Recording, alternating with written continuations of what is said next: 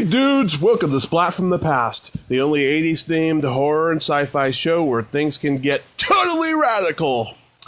Now today, I will be welcoming a lovely lady who was on 14 episodes of the Monkees, including a classic called Monkees a la mode that she actually played an actual part in. And I am talking about Valerie Kairys. Valerie Kairys, she's had so many different ties to show business. She was on a couple episodes of Batman. She had small parts in Your Cheating Heart. I believe it was Hush Hush Sweet Charlotte, and Myra Breckenridge in Vanishing Point. And her husband was Nick Vanette, the great record producer. And I'm going to have her on the show today to talk about all that stuff. I especially want to bring up the fact that she was mentored by Jerry Lewis, because I am a huge Jerry Lewis fan, and I have to bring that up. And it's going to be great. Had a nice phone conversation with her last week. She's a sweet lady, and I'm happy to be talking to her today. So, here is my interview with Valerie Kairys. Hey, Valerie, welcome to the show. Hi there. How are you? How are you on this beautiful day? Oh, it is a beautiful day indeed. I am pretty good. My mother had shoulder surgery this morning, and it was a huge success. Oh, bless her heart. Oh, I'm so glad to hear that. Yes. Yeah. I'm pretty happy. Well, yeah, that's great. And I took my doggie to the vet, and they took out her stitches, and that was a pretty good success, too. You know? Yeah. So we've all been running around already this morning, huh? Yeah. Yeah. Well, this is such a great honor. Thank you for taking the time today. Oh, my God, it's my pleasure, really. Oh. So, going back in time, did you gravitate toward acting in show business early on in your childhood? Yes, I think so. Like every little girl does, you know, watching television. And the shows that I watched were Rin Tin Tin and Circus Boy. Yeah. and you know, there were church functions and you know, people being on the stage, and yes, always had an interest in it, I would say. Mm-hmm. Did you get to do school plays and all that? You know, I didn't. I wished I would have, but I really didn't have the opportunity to.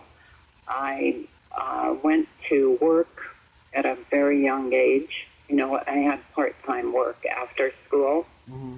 And my mother raised 3 of us on her own.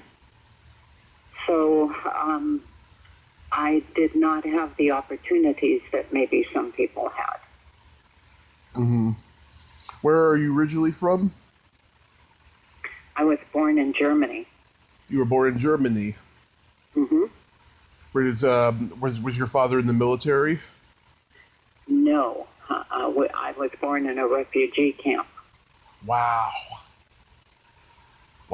That must have been character building. I can't even begin to process that. Well, I would think that I was born on April 24th, 1945. The war was over in May 1945. So the people that really suffered were my parents. You know, they ran from their country, running away from Joseph Stalin and the Russian oppression, communist oppression, and they ran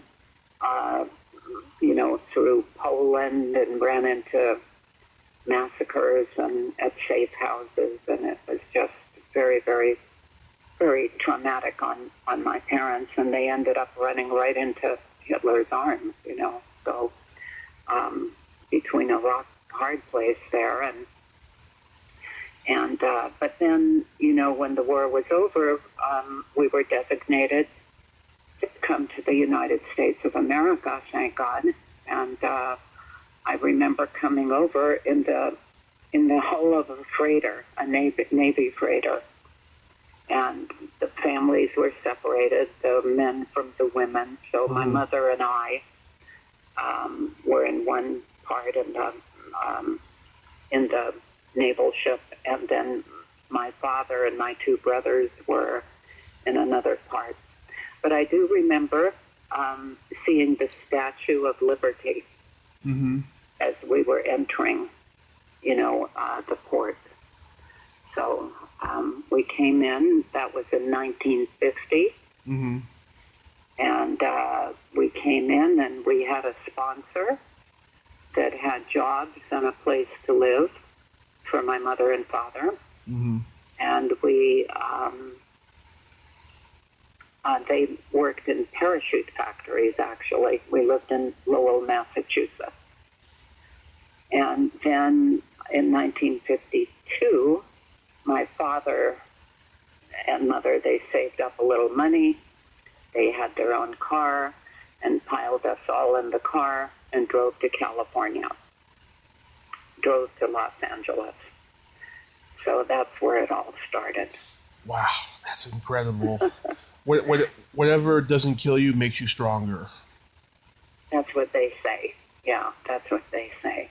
Wow. Yeah, I have a friend who's Jewish, and her mother is a Holocaust survivor. And when this quarantine started, she had a lot of post-traumatic stress disorder because she remembered those days, and it reminded her of, stuff that she, heard on the radio, and just lots of scary stuff. Wow. Lots of scary stuff. I'm not Jewish, so I didn't have to suffer what those poor people did. But who knows? I was very little, and so I really didn't know what was going on. And God knows what my parents were thinking. They were in terrible fear just because of what was going on. And so, but I can't say that I suffered as much as Jewish families did and the Jewish people did. My heart goes out to them. Certainly, yes. Yes, always. Absolutely. And post-traumatic stress disorder, yes, of course, someone would have that after surviving such a horrific time. So after high school, did you decide you were going to pursue show business? Well, actually, I wasn't quite 18 yet. I think I was 16 when I got a job at a place called Rips Opticians. And I was a part-time receptionist after school type of thing there. And one of the opticians called in a friend of his to come buy a pair of glasses, And I was sitting at the reception desk, and this very handsome young man came up to the reception desk and said, "Have you ever thought about being in the movies?" And I looked at him, and I looked back at my typewriter and continued typing, and said, "Well, yes." And it turned out that Michael McLean was his name. Owen McLean was Michael's father. And Owen McLean was the head of talent at 20th Century Fox. He was Zanuck's right arm. Yeah. For 33 years. So. Wow. And Michael was his son, and Michael became a casting director, and put me in the movies. He and his dad, and it was such a big break. But I was actually discovered at the reception desk. Wow. That doesn't happen anymore. I can tell you that. Yeah, I know, yeah. I know, it's quite a story. I never thought about it before, but as I tell it in podcasts and interviews, it dawned on me that that's pretty amazing what happened to me. It was like a gift from God, you know. Yeah. Yeah, definitely. And then Michael was my boyfriend as well, and so he put me in a lot of movies, and he put me in a lot of, he advised me, he wouldn't let me do certain things, and kind of like a training program, and his father kind of supervised it. So, so I was very, very lucky. Thank God for the other interview I heard, because IMDb didn't list that you were in Your Cheating Heart. No, they wouldn't list those uncredited things, you know. I don't think. Maybe they do now. Sometimes they do, but a lot of the times they leave it out. And really, I don't know how to update all of that stuff. So I definitely need help with that, because I heard that they didn't list a lot of things. I can't think of it right now, but it's been brought up to me several times that there are things that are lots of things that are missing. I think you have to be a IMDb Pro member to update it or something like that. I'm just guessing, but I think that's. I'm still an active member of Screen Actors Guild. Yes, I'm still working. I'm still wiggling. So you're at 20th Century Fox. Do you remember what movies you were in that they didn't list? Oh yeah, I remember a few of them. So there was Your Cheating Heart, which had to be a Fox thing because Michael, you know, put me in there. Well, maybe it wasn't. Who knows? Maybe it was through someone else. It was MGM. MGM? Yeah. Oh, yeah, MGM I worked at a lot, too. Let's see. There on the Fox lot, there was Myra Breckenridge. Yep. Peyton Place. Land of the Lost. Ooh. What else? Dear Bridget. Hush Hush Sweet Charlotte. Oh. You got a story about Hush Hush Sweet Charlotte? I do. Betty Davis. Oh, what a lady. I was so lucky. You know, in those days, there was, you know, just one of those aluminum coffee makers, you know, that maybe you go to a PTA meeting and they have those larger aluminum kind of makers that everybody. So in those days, you know, craft services was one of those things, you know, for the cast and the crew, a coffee maker, a box of donuts, and everybody would gather around it, kind of like a, you know, the office water cooler, right? And so I remember sitting around with Joseph Cotton and Bruce Dern around the coffee maker and just chatting and having a wonderful time. And Betty Davis was such a sweetheart. And when it came time to shoot, I remember her yelling, "Everybody off the set, except for Valerie." And I was just, can you imagine? They like you. Know, but she liked me, and I really liked her. She was just a wonderful, wonderful person. And what I did is I actually doubled her, stunt doubled, what they called it, stunt doubling. But doubling? There was really no stunt involved there. But in those days with film, you know, I stunt doubled her. Wow. So that was my job at that time. But I met a lot of wonderful people, and I hope I can run into Bruce Dern soon and say hello to him and remind him about those days.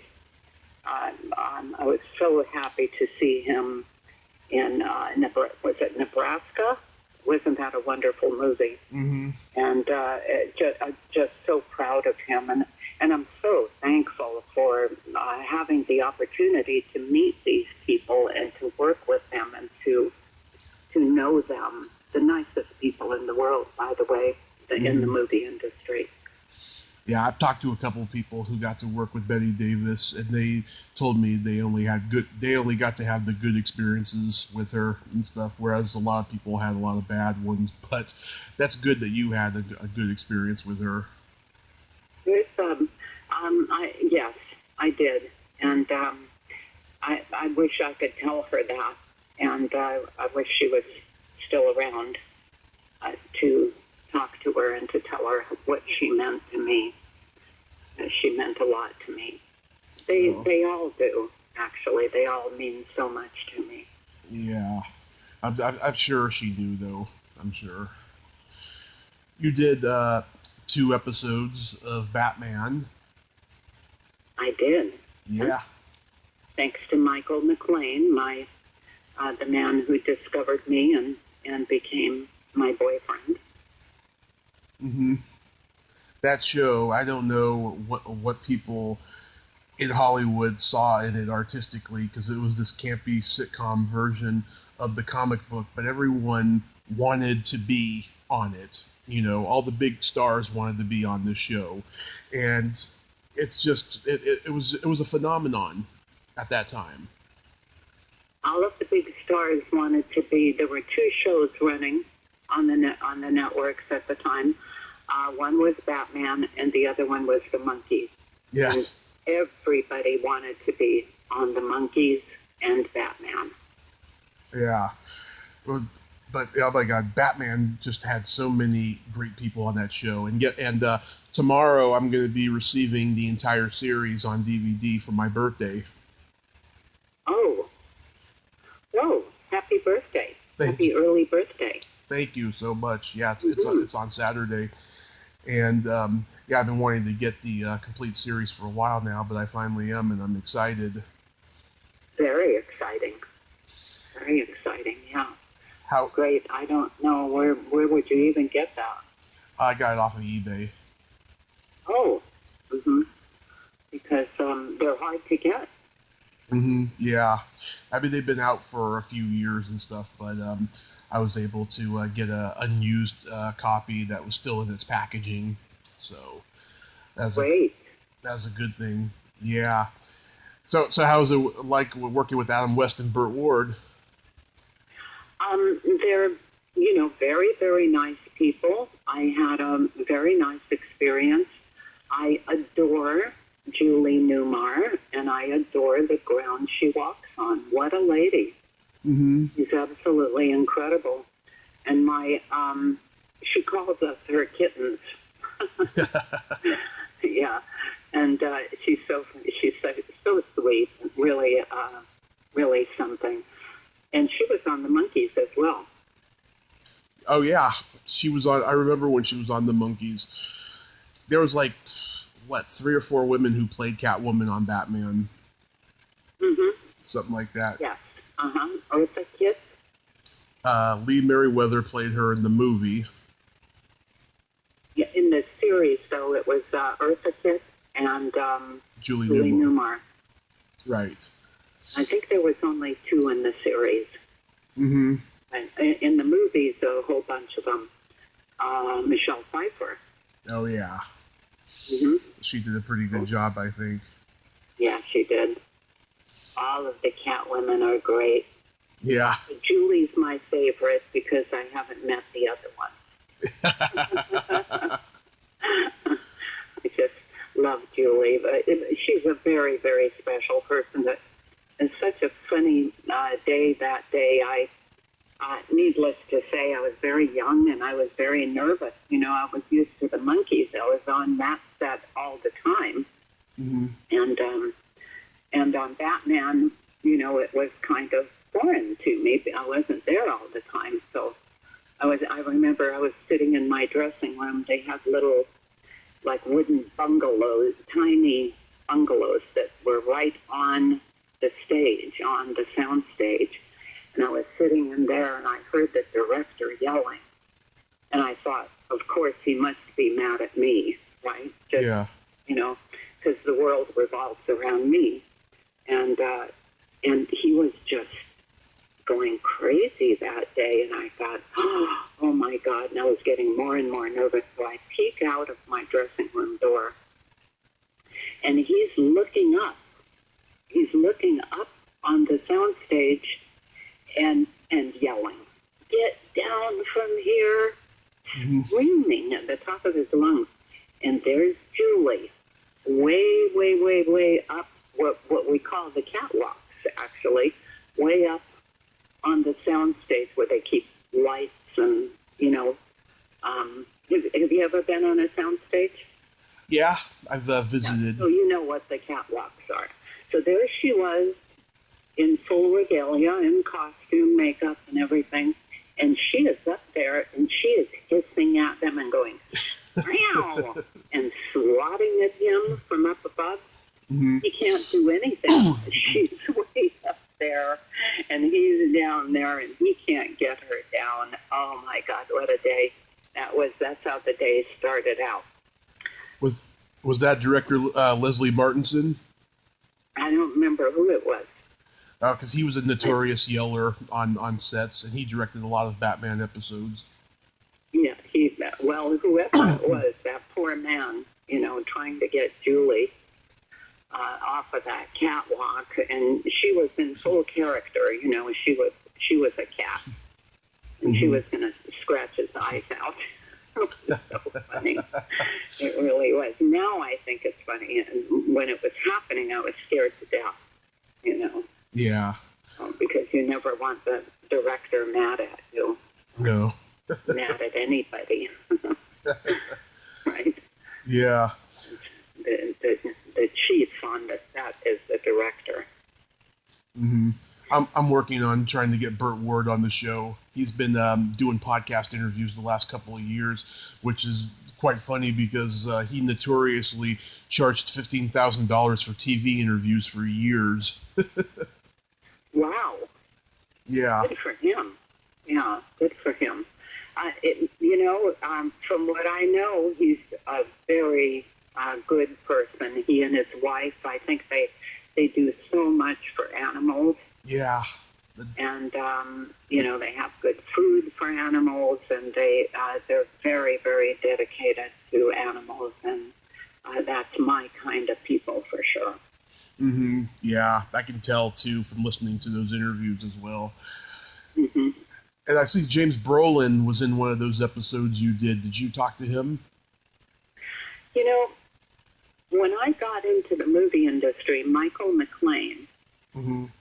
I keep bringing up that name. By the way, his name is spelled Michael, like you'd spell Michael, but the last name is spelled MC capital Lean. So Michael and Jim were best friends from high school, I think. Right. And we were all kind of starving actors in the early days. When Michael said, "Have you ever thought about being in the movies?" he was flirting with me. His father was the head of talent, yes, but he was not a casting director yet. He was a starving actor. And so when when he got me into the movie industry, I was a starving actor too. And we, so Jim's father owned this complex in Huntington Beach, and it was an apartment complex, beautiful place with a French quadrant and a colonial quadrant and a Polynesian quadrant, and then something else. There were 4. And we got, and they were it was a brand new complex. So no one was living there yet, except for us, because Jim's father gave us apartments to live in. So Michael and I had an apartment, and Jim and his girlfriend, Cherie, had their apartment. And our job was, when one of the places rented, we would go to the warehouse and get the appropriate furnishings for it. Like if it was the Polynesian quadrant, we'd go get the Polynesian furniture and decor and whatever, or, and so on and so forth. So we were all very good friends. I always say I grew up with Jim Brolin, because I did. Because he's one of the most wonderful people in the world. And I don't know which segment of the Batman that he was in, but I didn't see him on the set when I was there. So I had no idea that he was even in Batman. But he's a wonderful person, and not very many people know how funny he is. He has one of the best sense of humor that I've ever known. I mean, he would make you laugh like all the time. You'd be rolling around on the floor laughing. He's just one of those guys that has a fantastic sense of humor. I believe it, because his son Josh is pretty funny too. I really like Josh. He's so great. I met him on what was the name of it? Gangster Squad. Right? I believe so. That's the movie, right? Yeah, one of the movies that I semi-recently, I guess, worked on. But I looked, and there was Josh. I was all dressed up in the, period costume and hair and everything, and standing about 15 feet away from him. And there's another call coming in interrupting us. How dare they? So here he is about 15 feet away from me, and I was looking at him and going, oh my gosh, there's Josh. And, I never met him.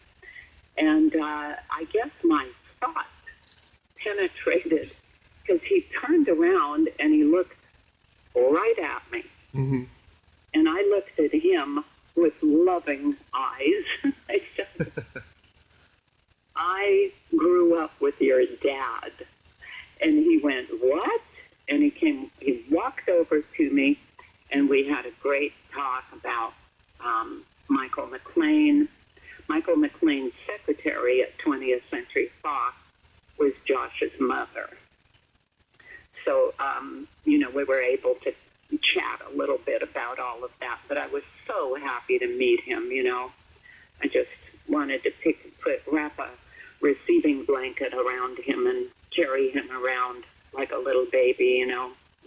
I feel that way about all of my friends' children. I just hold them in my arms, Yeah. But he was so special, and I just adore him. That's sweet. And he's such a great actor, isn't he? He's a very good actor. Yes, he is. Yeah. So how does the Monkees come into your life? The Monkees, interesting, very interesting. I was working on the Columbia lot, which is now Gower Studios. Right. And it's a very small lot, a very small commissary to go have lunch. Very small lot, and especially in those days. And I worked on that lot often.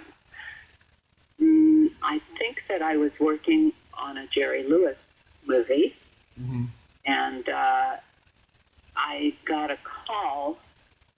My roommate told me that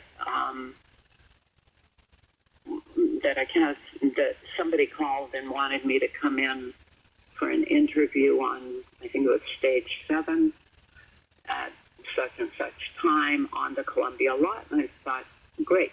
No cell phones in those days, right? Right. So I thought, oh, great.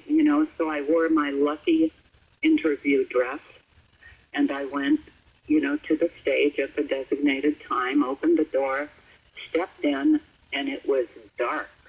I mean, it's very eerie on a sound stage when there's nobody there.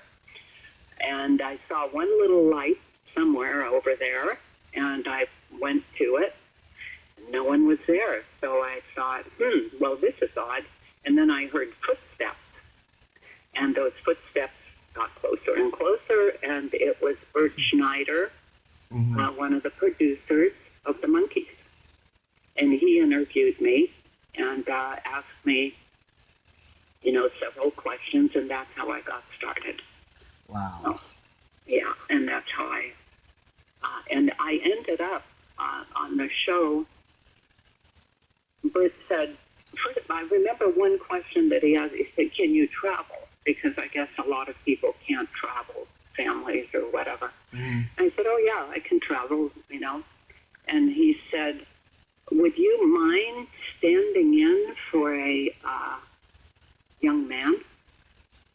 And I said, no. I said, I don't mind. All I cared about was paying my rent in those days, make my rent and my car payment and keep the lights on and a little food. And I was a happy girl. So, no, I didn't mind. And then I found out that I was to stand in for Davy Jones. We were about the same height, same coloring, so I was perfect for that. And that's how I ended up on the set every single day. And it's interesting, the way they shot the Monkees was different than the way they shoot a normal TV show. It's more like a music video, kind of shocking, not making sense, and not necessarily keeping continuity. It was different. So, I really loved that show, and since I was the only girl on the set every single day, they would say to me, well, the director would go, I wish I had a girl to go sit in that boat or whatever. Yeah. And, hey, Valerie, you're here. Go do this. Hey, Valerie, can you do that? Oh, Valerie, can you do this? And sure, no problem. And because I was handy, Yeah. so other than standing in for Davy, I would gladly, get in whatever the director or directors wanted. So I ended up in 18 episodes. Wow. And Monkees a la mode is... They say, I hope I'm telling the truth here, but that's what the internet says. I have not seen myself in 18 episodes. I don't think that I've seen every episode of the Monkee shows or Batman. I have. Good. Well, maybe you can tell me later if you can spot me in 18 of them. But that's how I ended up. And then one day, Ward Sylvester, who is one of the producers, came up to me and he said, the writers are writing for you. Mm-hmm. And I looked up at him. I was totally shocked. I think I said, why? Things like that. Anyway, they, started giving me actual acting parts. And that was really great. So I have the Monkees to thank for that. Oh. For giving me my break. And I think one of them, I've got co-starring credits in one of them. Yeah. It says 14 episodes on IMDb, but whatever. I mean, They're wrong. They're always inaccurate. Yeah. Yeah. 18. I was lucky enough to see them in 1997. They came to Candlestick Park in San Francisco, and they played before a Giants game. It was Mickey, Peter, and Davey only, and they did a great. 80s? I'm sorry. Was it in the 80s? 1997. 97. Okay. Mm-hmm. And they did a good show. We missed probably the first two songs or something, but we caught all the rest. And then they got into a red Cadillac with the top down and rode off the field in it. It was so cool. Oh, Yeah. No monkey mobile, huh? Yeah, and it was like a birthday present for me and my uncle. It was like 2 weeks after my birthday and 2 days before his, and it was a lot of fun. It's one of those experiences that I cherish. You know, I should look on YouTube. I should look on YouTube to see if anyone recorded it. Oh, that would be interesting. Yeah. Yeah. That would be very interesting to see that. That's great. But I love those guys. They're really something. But, you know, Andrew Sandoval, who is their promoter on their tours, and he's also such a historian of everything. Really, really an intelligent man. He interviewed me for the Blu-ray set. And in the interview, he said to me, he said, "Are you aware that you were in almost as many episodes as the Monkees themselves?" And I was shocked. I said, "No, I was not aware of that." And that's the first I've heard of it. And, you know, I never thought that anybody even noticed me, really. But, you know, we would go, there was no Facebook or YouTube or anything like that in those days. And we worked from early hours in the morning until, you know, pretty late in the evening. You know, 10-hour days were not unusual. And so, you know, we never got home to see the show. Yeah. Because we only had the, you know, the few stations, Channel 2, Channel 4, Channel 5, 7, 9. You had no 11 and 13. That's all we had. Yeah, and you had no. By the way, that's the contract that we signed were for those stations, and that's why no one gets residuals. Now, no one gets residuals when they run that show. And in those days, you had no VCR, no DVR. You couldn't record it. No. Yeah. No cell phone, nothing. Yeah, There's nothing like that. So,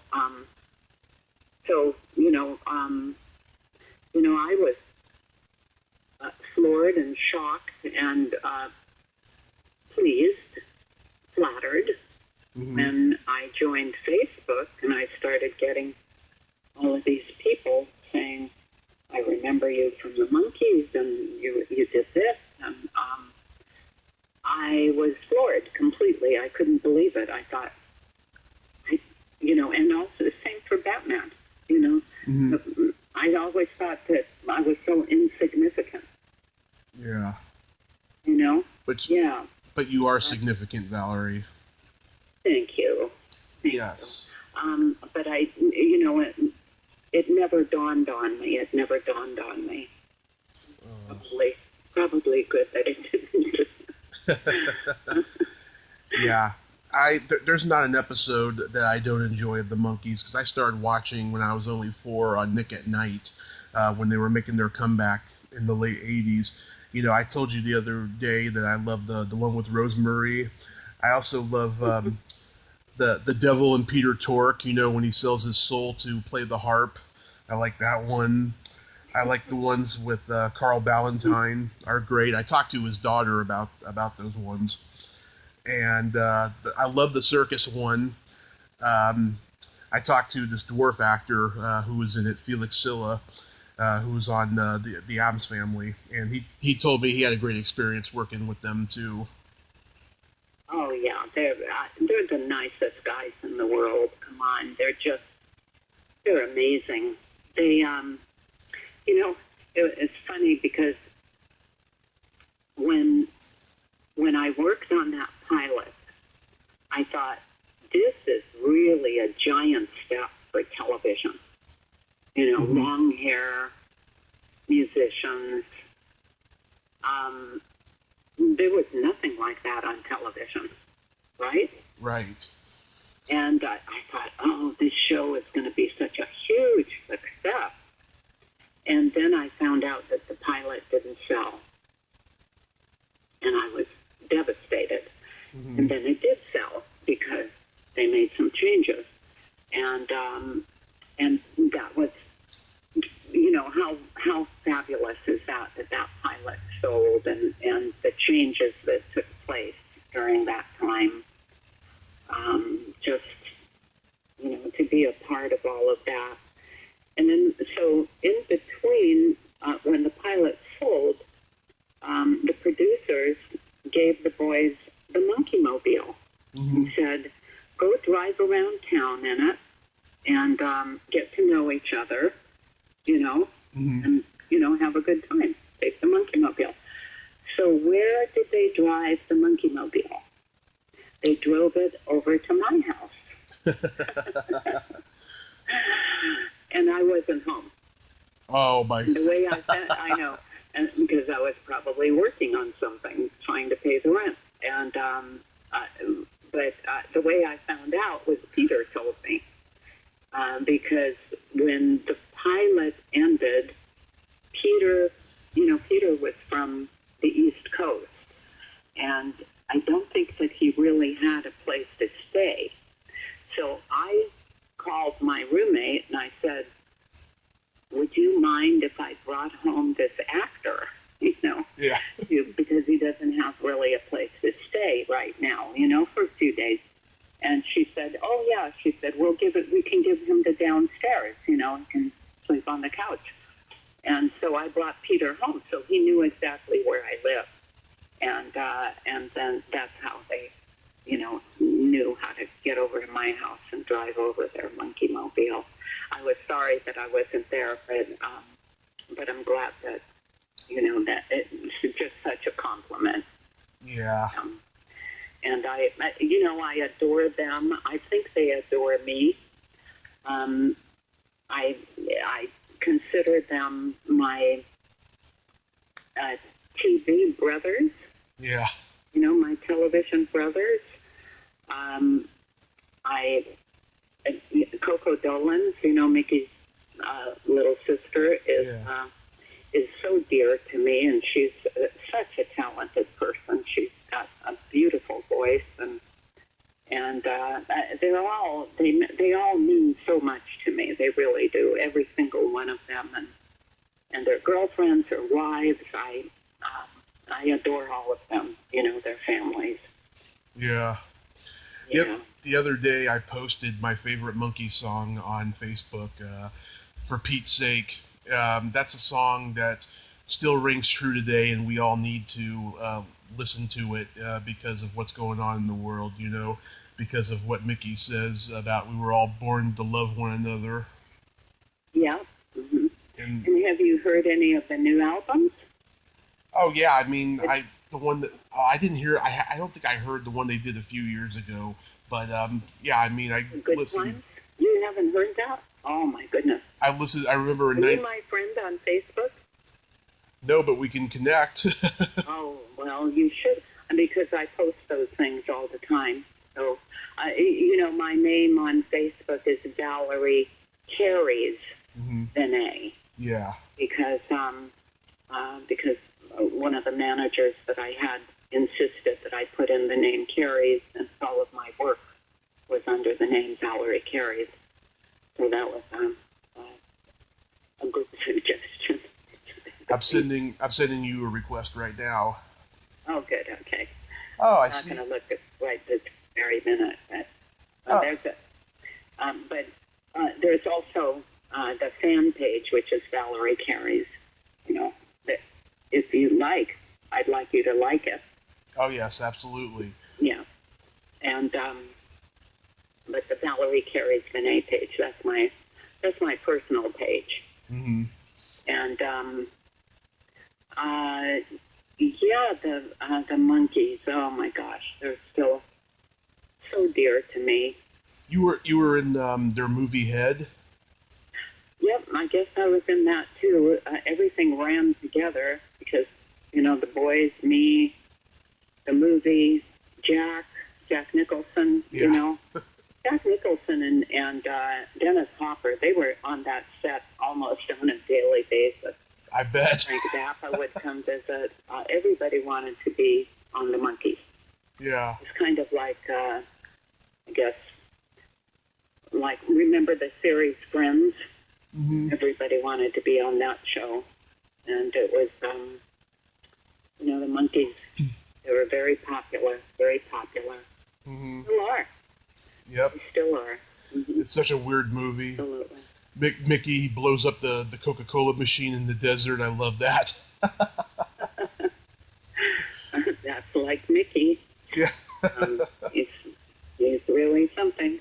And, when I go to one of their shows now, it boggles my mind that they put on such a incredible show. Incredible show. If you haven't been recently, you really should go. I think that they're going to start touring next March. Yeah. Hopefully, if we've got this virus cleaned up. I'll be there if they are. Yeah. Yeah. But I post those things, so if you're my friend on Facebook, you'll see them come around on my page and Nice. And you'll be included. But I just can't believe you mean Valerie is not your favorite song? Oh yeah, Valerie is one of my favorite songs too. But for Pete's sake, that and Daydream. You know who that was written for, don't you? No. You don't? Oh, you're talking about Valerie, right? Yeah. Uh-huh. Written for you. Mm-hmm. Yeah. But Yeah. why did they spell it differently, though? I have no idea. But on Batman, they spelled my name kind of like that, too. Oh, boy. If you take a look at the credits. I don't know. People can't spell or whatever. I don't know. But, I never knew that song was for me. Mm-hmm. I remember Peter saying something to me on the set. He said, we recorded a song called Valerie. And I said, oh, I was, oh, that's nice, blah, blah, blah. And then it was forgotten for years and years and years. And about, maybe, I don't know, it was at the Egyptian Theater on Hollywood Boulevard. Mm-hmm. That the Monkees, there was going to be 4 segments shown on the big screen, Mm-hmm. including the commercials. And I was asked to be there. So I went, and they showed the segments, and then they had a Q&A afterwards. Right. So one of the first questions that came in was for me, and they asked me, was the song Valerie written about me? And I said, I don't know. I said, I get that question a lot, but I said, but we're lucky because right next to me, Bobby Hart was sitting right next to me. Oh. And I said, but we are very lucky to have Bobby Hart here, and he is the writer. And I handed him the microphone. And he took the microphone, and I was very excited. I thought, well, I'm going to hear, how that song came about. Never thought. And he picked up that mic and looked at me, and he said, of course it was. And Mm-hmm. I just about fell off my chair there because it was so, what? I had no idea. But this was maybe 5, 8 years ago, 5, 6 years ago. You're right. That I learned that it was written for me. Oh. Yeah. That's wonderful to Oh. be immortalized Mm-hmm. like that. You mentioned before about Myra Breckenridge. Did you interact with Raquel Welch? I did not interact with her, but I interacted with her husband on a movie called The Magnificent Men and Their Flying Machine. Oh, yeah. I remember that movie. And we were doing some publicity, and we were all dressed up in the costumes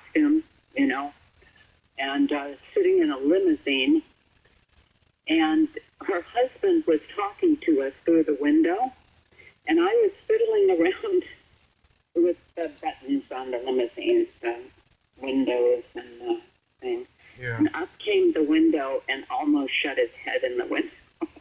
That was my interaction with Raquel Welch's husband. Oh, boy. Yeah, she was one of my dad's... You're not laughing. She was one of my dad's earliest crushes when he was a kid. She was like his idea of the perfect woman, with the exception of he wished that she didn't have an outie belly button. Oh, really? Well, wow. I didn't know that. But she's gorgeous. Oh, yeah. This lady. Very gorgeous. Absolutely. Very gorgeous. Did you have... So many beautiful beauties. Yeah. Did you have a role in Vanishing Point? I did. Yeah. Yeah, another cult film. That's an underrated movie. Yeah, well, I don't know if it's underrated. I know that a lot of people love Vanishing Point. Mm-hmm. It's like on the list of like the great like counterculture, gritty kind of movies that were coming out at that time. Yeah. Well, I don't understand the movie, but it's great. I'm very thankful that I got to work on it. It's great. Mm-hmm. I get lots of compliments on it. I don't know. There you have it. But I love the director, Richard Sarafian. Oh, yeah. What a man. Yeah, what a great man. He was a really big part of my life. He made, it reminds me of another thing that I was in, and I always get the title wrong, but back in the day, we had Movie of the Week on television. Yeah. And this was Movie of the Week, and I think it was the first Movie of the Week. It was called Shadow Across the Land. Maybe you can find it on Richard Sarafian's IMDb. Yeah. But I was in that, and Richard Sarafian just had a lot of faith in me, and he really believed in me, and he could be real tough too, to just bring you right into reality.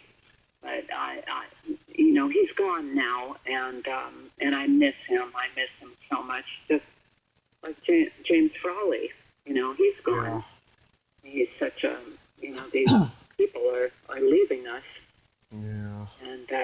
And it's very, very sad because these wonderful, wonderful people. I just can't believe that I was given the opportunity to work with these people, to actually work with them. So very thankful. So your husband, Nick Vinette, he was... Vinay, sorry. Mm-hmm. He was mentored by John Hammond, I was reading. Yes. Mm-hmm. Yeah, and one thing I also read too, that he was involved amongst many great music artists that he produced. But one thing that struck me too is that he executive produced the Carl Reiner and Mel Brooks' 2,000-Year-Old Man albums. Yes. Mm-hmm. Love those. Some of the best comedy ever. Mm-hmm. And Frank Zappa's Lumpy Gravy. Oh.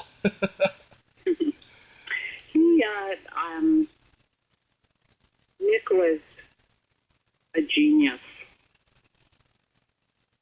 He really was a genius of our time. He produced an album called California Bloodline, Jon Stewart, of the Kingston Trio. He wrote Daydream Believer. And he wrote Daydream Believer. Right. His California Bloodlines album, so I don't know how old it is, but according to Rolling Stone, I might be a little bit off here and there, but it's still in the top 300 in sales. Oh, wow. And it was I think it was recorded in the early 60s. Mm-hmm. You know? So, yeah, he's, what a talented man Nick was. And he left us a lot of great music. And people are, I get people contacting me through Facebook to talk about Nick. And I love that. Oh. I love that people remember him, and I love that people are recognizing producers now, because back in the day they did not. Mm-hmm. I know. Just like they're recognizing stuntmen a little bit more now in movies. Yes. Everybody, a film or a record, the musicians, the sidemen, the producers, the engineers, everybody should be recognized and given credit, because it really does take a village to pull it off. It sure does. Yeah. Yeah. Some people think, that the whole product is just, themselves, one person, but it's not. It's a collaborative team effort. Yeah. And I remember in the 50s, when artists would record a single, it was only the artist that was recognized. Right. And that's great. The artist definitely deserves a lot of credit, but there are a lot of other people that deserve the credit too. And I think that I'm a big believer in give credit where credit is due. Me too. And I'm so glad that the audiences now are demanding it. Me too. Yeah.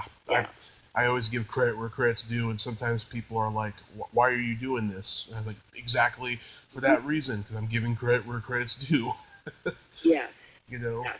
People don't expect anything anymore. They don't expect to get a thank you or nothing, and it's quite sad, Yeah, it is. It is. Yeah, I'm a big believer in giving credit where credit is due and being thankful for everything that we have, really. Mm-hmm. You mentioned Jerry Lewis before and stuff. He mentored you, right? Oh, Jerry, yes, he was a big, big influence in my life. He always said, Valerie, never throw in the towel and do anything, because he did everything. I mean, you would see him. I'm telling you, he would be putting marks down on the floor, and if he couldn't find the stand-in, he'd stand there himself and stand in. He would not, he never, he did everything, and he trained people to do everything. And I was very young, and impressionable, and everything that he taught me stuck with me. He was wonderful to me. He loved me, and was very kind and sweet. And I know some people don't care for him, but he really meant a lot to me. Yeah, he was a hero of mine growing up. I saw every movie he ever made. Back then, his movies used to play on our local UHF station in the Bay Area on the weekends or something. And if I couldn't be home, I would have my parents tape them for me because I just loved them so much. And I'd walk around the house doing his Nutty Professor, Actually, I'm the human pity, ladies and gentlemen. Ooh, Well, he was so funny. I'll tell you, when I was on his boat, 145-foot yacht, and he says, Valerie, come here, and he was at the steering wheel. Yeah. And so I went over to him, and he said, you see this gauge here? And I said, yeah. And he said, see how that needle, it goes, you want to keep that needle right there in between those two marks. He said, here, take the wheel and keep it right there. He said, don't let it veer off to the left or the right. And then he said, "Okay, see you later." And he left. Sounds like something he'd do, yeah. He left. He left me shaking. I thought, "Oh my God, I'm going to crash his yacht." Oh, he's such a funny guy. Oh God, I miss him. Yeah. Yeah. Do you know Susan Silo? That name really sounds familiar.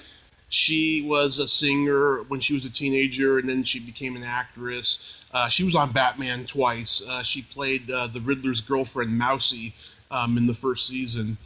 And she told me she was mentored by Jerry because she got spotted by him. I think he was having a contest for, like, a young teenage singer to be on his show that he had after him and Dean broke up. And she got on there, and she was friends with him all the way up to his death. Oh. And she got a recording contract out of that appearance. Yeah, wonderful. Yeah, he was something. He was really something. Multi-talented and just a true humanitarian too. I don't know how much the muscular dystrophy thing has progressed, in the last 50 years, since he started the telethons, but he's a true humanitarian. Yes, he was. He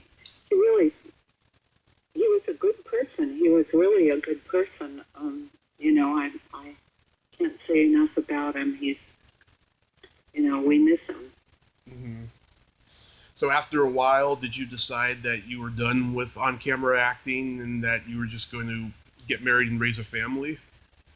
Well, it comes the time where, I met Nick and we wanted to start a family, but, I think I had a couple of jobs while I was when my son was little. One was Linda Pearl mm-hmm.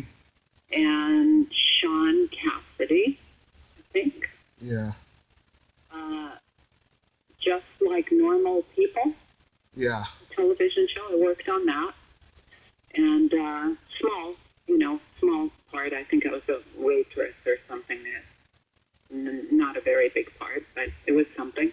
And then I worked on behind the scenes, behind the camera, on some children's Saturday morning shows in production. Nice. And on the set. One of my jobs was to make sure, the old word for it would be dialogue director. And that's a very old word going way, way back.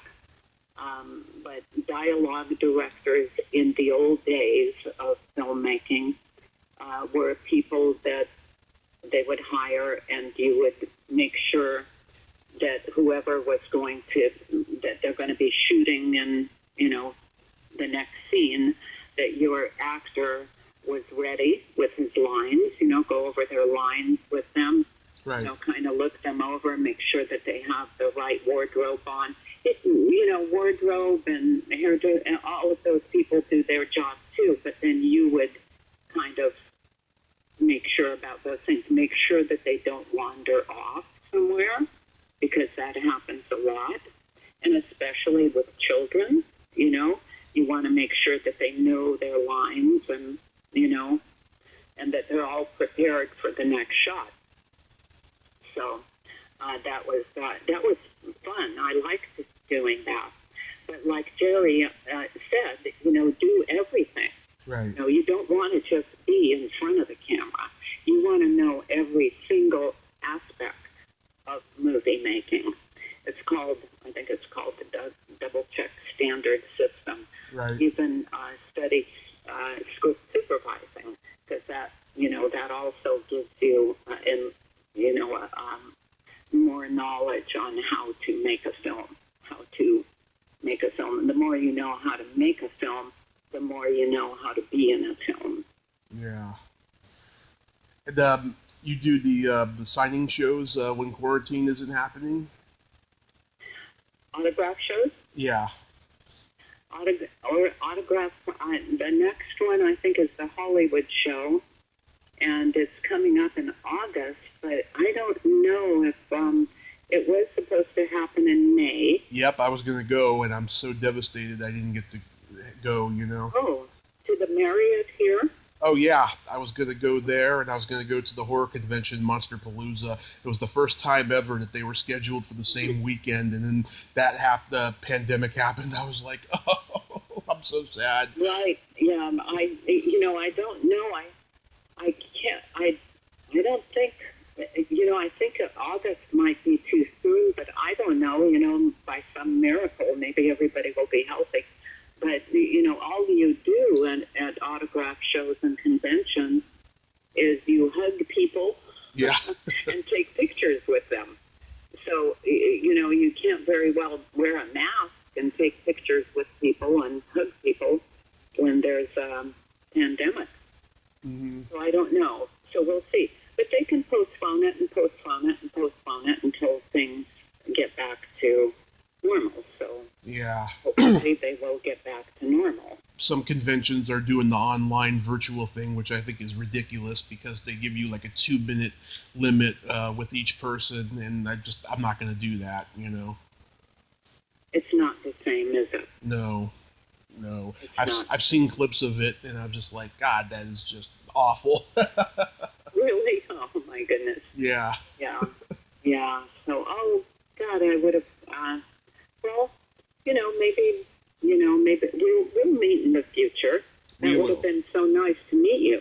We will. We will meet in the future. I'm going to keep an eye out for this Hollywood show in August. I hope it happens. The whole cast of Grease was scheduled, and I got really excited for that. So did my mom. We're big Grease fans, and hopefully it's going to happen. Hopefully. Well, we'll see. I don't know. I don't think you want it to happen if there's still danger of... Of course not. Yeah. And it's June, July, August. What is it, 3 months? 2.5, yeah. 2.5 months, yeah. So that's really soon. And after all of the protesting, it's very likely that this virus will spike. Yeah. So my advice is stay home, wash your hands, wear a mask, try to get it under control. Mm-hmm. Get tested. That's really important. I'm not getting tested unless I have symptoms because I don't go anywhere. I have been in the house since March 13th. I got tested last month. I was sick for a few days because I had to go out, and I was negative, so everything was good. Oh, good. Yeah, thank God for that. So they're getting more testing sites up, and I don't know. Maybe they will have the who knows, but we'll see. If they don't have it, then they'll postpone it again and again if it need be, and we'll go from there. We can't really rush it. We don't want to endanger anybody. Yeah. Well, Valerie, thank you so much for coming on today. I hope I lived up to everything I told you. You certainly did. Oh, of course you did. Thank you. And please give your mom a hug from me. And I'm glad that the surgery went well, and I hope she heals real soon. Oh, thank you so much. Yes, and so I've already liked your page. I forgot that I did already, but I sent you the friend request, and when this is up and everything, I can tag you in it, and you can reshare it and all that. I will. Okay. All right. Well, wonderful show.